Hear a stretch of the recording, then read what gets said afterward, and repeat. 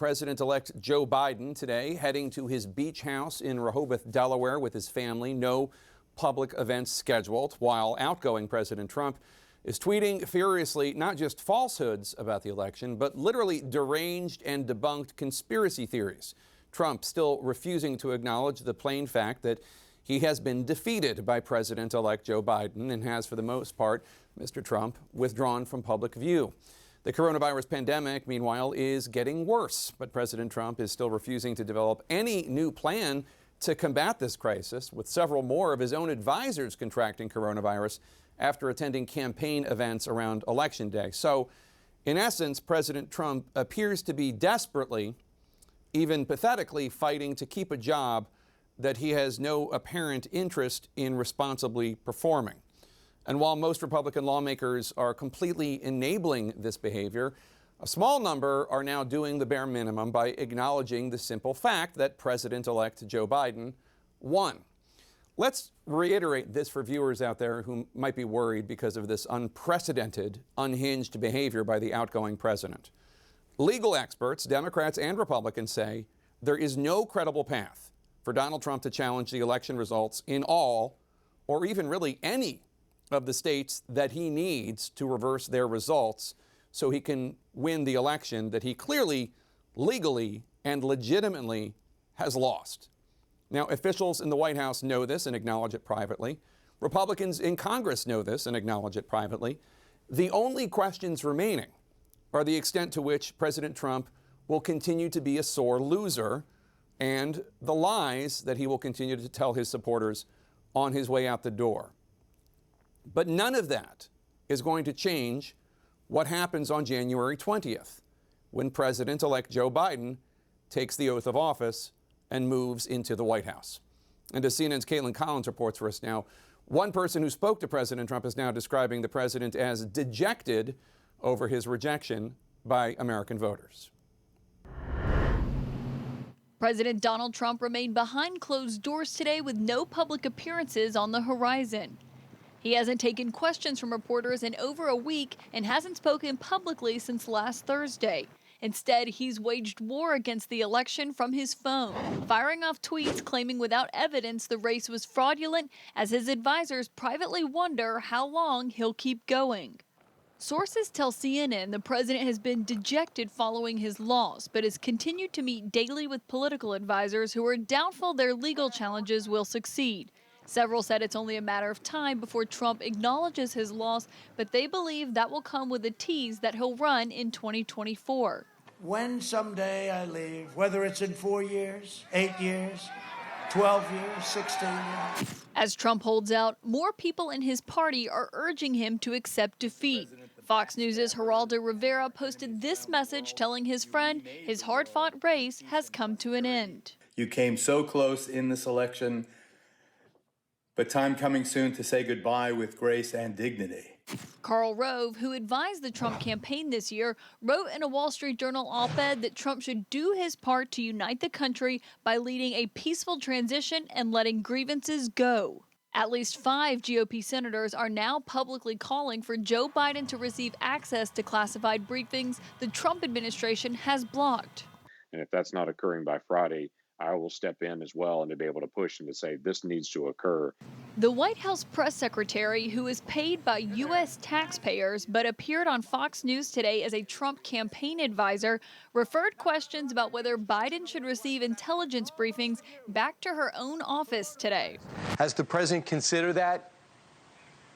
I haven't spoken to the president about that. That would be a question more for the White House.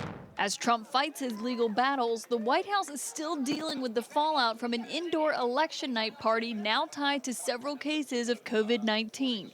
Today, political advisor Corey Lewandowski tested positive, making him the 7th person who attended that party to do so. Now, Jake, we have not heard from the president in person since last Thursday. I can't tell you how rare that is in the 4 years covering this White House that we have not actually seen the president come out and speak to us directly. But that doesn't mean there's not a lot going on behind the scenes. And right now the buzz is whether or not the president is going to fire CIA Director Gina Haspel. He's been unhappy with her for some time now. He's been telegraphing that that is something that he could be doing, especially recently over her opposition to declassifying documents related to Russian interference, though ultimately that decision is President Trump's and President Trump's alone. But Jake, I am told there have been many discussions inside the White House over the last few days about whether or not Trump should fire her. And while Republican lawmakers are coming to her defense on Capitol Hill, there is not a lot of defense happening for her inside the West Wing at this moment. That's right. Gina Haspel, the CIA director, and other intelligence officials are saying that to release this information would compromise sources and methods for intelligence and thus national security. But there are others in that building that have other priorities besides national security. Caitlin Collins, thanks so much. Appreciate it. We have more breaking news now. Sources are telling CNN that the president is getting conflicting advice from his most trusted advisors, his adult children, about what to do next. On one side, Donald Trump Jr. and Eric Trump. On the other, apparently, Ivanka and Jared Kushner. CNN's Pamela Brown joins me now. Pamela, what is the conflict here? What are the president's children arguing?